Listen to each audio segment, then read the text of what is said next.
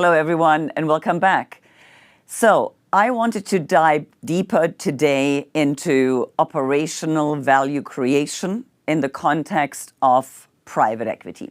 As you can see, the subtitle of my slide is More Than Passive Investors, Skilled Industrialists. Actually, investors that come in, roll up their sleeves, and help the management of the portfolio company to achieve the next level. The question obviously is, how do you execute on this promise? Because I think we all agree, having an investor that can actually contribute in a meaningful way to the improving of the company. You will remember I call private equity investors taking companies from good to great. To have such an investor is clearly value add. So rather than a passive investor that purely adds value on a board level. Now, when accessing debt and structuring deals is just no longer enough, it was at one point in the 80s and 90s, clearly enough if one was skilled at that to achieve above average returns.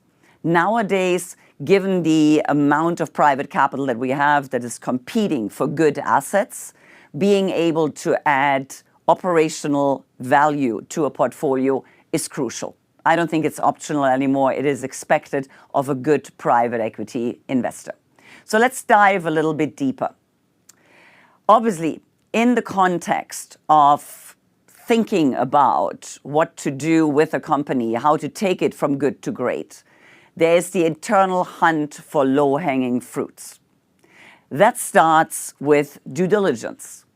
Private equity firms will clearly, at the due diligence level, already try to develop that plan that will help them to improve the company, whether it's on the top line or on the bottom line, whether they help the company expand overseas, become a regional player, a global player potentially, or as we will discuss in another round, we will also look at buy and build strategies where we take a company and add other companies onto it to make it a larger player in the same vertical. Now, secondly, the potential for improvement is obviously crucial during DD, during due diligence. Private equity investors will, at that point already, develop a tentative plan, so-called 100-day plan that would be in place if and when the deal is executed. Obviously, one has to balance that to what extent one wants to get already ready for a deal before the contract has been signed, before the ink is dry on the contract. So hunting for low-hanging fruits starts during due diligence process before the investment is being done. At that point, very often, the operational value creation partners in the private equity firms, if the firm is structured as such, already get involved in assessing potential investment assets. Now, timing does obviously matter, hence the hunt for low-hanging fruit. Why is that? Number one, private equity investors operate within a finite time horizon. That 10-year fund life obviously sets the tone. Usually they try to be invested in a company for 3 to 6 years maximum.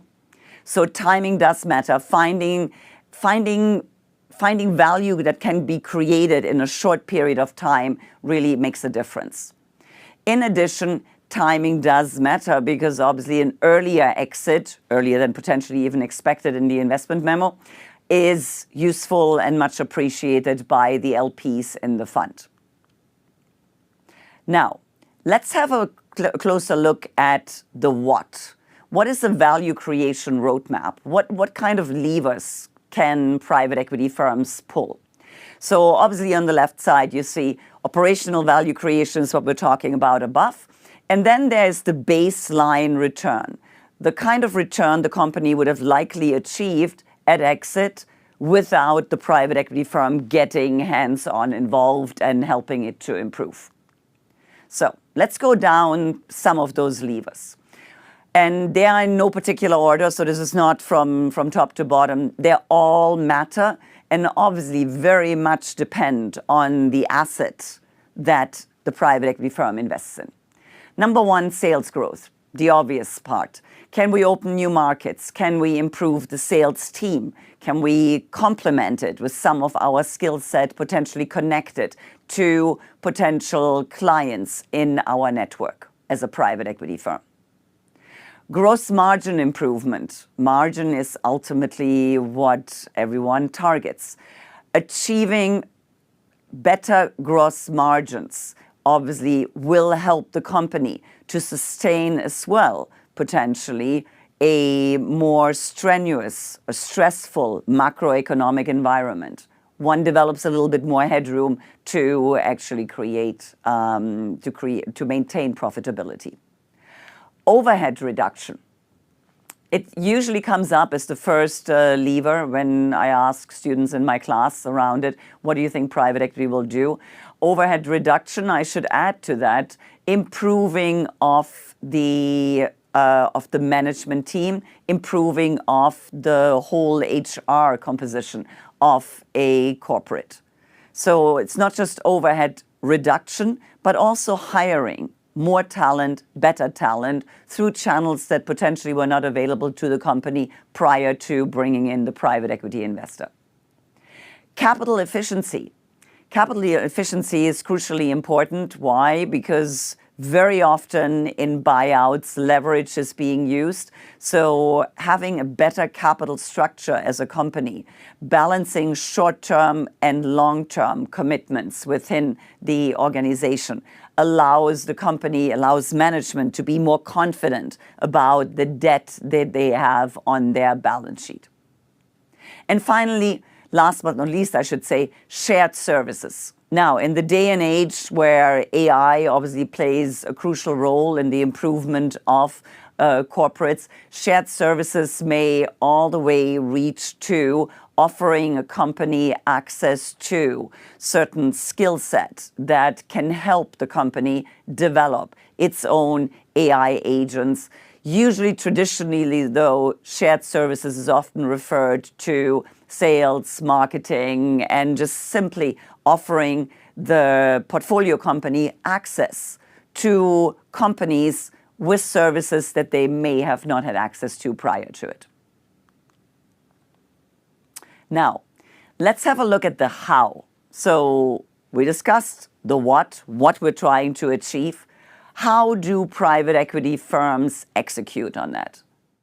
As you can see, you obviously have external resources and internal resources. This can range from management advisory or mentorship all the way to full service value creation. So let me fly this in and start in the upper left corner. Executive mentors, a well-known concept. Often private equity firms have pools of senior executives that they bring in when they feel that the CXO in a company may need a sounding board, may need a little bit of help, especially at the beginning of the implementation of the 100-day plan. Now, on the management advisory, internal resources can reach all the way to operating partners. So operating partners that very much come in, spend time with senior management, may even step into the role as interim CXO if it's needed at the time, and slowly, obviously, extract themselves from the portfolio company, because ultimately the portfolio company has to stand on its own legs as it needs to be sold at one point again. On the external resource side, full service value creation often means to bring consultants in that are being brought in to support a portfolio company, for example, in the implementation of an ESG plan, a sustainability structure, or to help them basically get ready for example, an IPO, if that could be the case. Now, internal resources very often mean, nevertheless, to have full-fledged operating teams. Those operating teams are part of the private equity firm, are part of the carry pool, are compensated with carry, and work very much hand in glove with the financial partners or the investment partners, as they're sometimes called, to help the portfolio company to achieve its potential. So how do we measure progress inside a private equity firm, but also to communicate it to our investors, to the LPs? Let's start with EBITDA, change in annual operating cash flow. Typically, we're using EBITDA, but depending on the portfolio company, more custom-made measures could be developed as well. So that's usually step number one. Step number two, the change in valuation multiple. Usually EBITDA multiples that were basically part of the original investment thesis when the investment committee decided on making such an investment. And finally, the change in net debt, which is basically a measure of the capability of the portfolio company to generate cash during the holding period. The measures of operational value creation communicated to the LPs was usually a little bit like this. So very simple. We basically achieved a 1.7x return. Part of it was through the capital structure, part through the industry overall moving in the right direction, adding to the value of our own company, obviously, as well. And then there was the little red box called alpha. So that usually was identified as the value creation, the value added to the portfolio company by the private equity firm. Today, this is unfortunately not quite enough anymore. What we have basically is a much greater demand for a much more granular analysis on where along the value chain value was created. So we created a few years ago the INSEAD Value Creation 2.0 paper. I will share it in the write-up below the video for those that are interested in diving a little bit deeper into the process around it. Key takeaways. Number one, operational value creation is no longer nice to have. It is a major differentiator for private equity firms and for individual GPs. The tools used by private equity may be no different from those used in corporations in general, yet private equity excels at execution, at implementing them and using them for value creation in a portfolio company. Private equity firms support portfolio companies and management through their operating teams, which are either internal or external. And finally, the models on how to measure value creation are changing, and better and more detailed models are emerging. Follow me on the channel below. We will have, at a minimum, 2 more sessions coming up around operational value creation. One will dive a little bit deeper into buy and build as a private equity strategy. The second one is a fireside chat with Anne Arlinghouse, who is a partner and co-head of KKR Capstone in the Americas. Capstone is KKR's operational value creation team, which she co-leads. Thanks very much, and I'll see you soon for my next session.